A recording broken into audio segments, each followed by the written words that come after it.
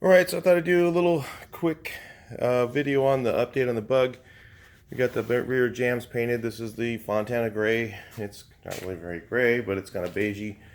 And let's see here, get some light on this real quick. Maybe, hang on. So anyway, we got the jams all painted up here.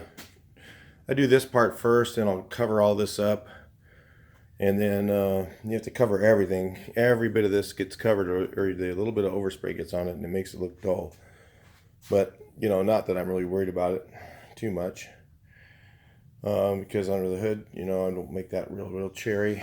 I just make it painted, you know, all painted underneath and all the spare areas. And we put our black pieces all back in, all the parts back together. Then I do the dash usually separate because it's just hard to keep a wet edge. You end up blowing through the holes, and then you get overspray on the wet overspray on the dry, and just doesn't turn out that great. So we had a new engine seal here, so I went ahead and just covered it up. It was actually in good shape in the car. It was actually from Volkswagen, so pretty wild. Real German stuff, not the stuff you get today.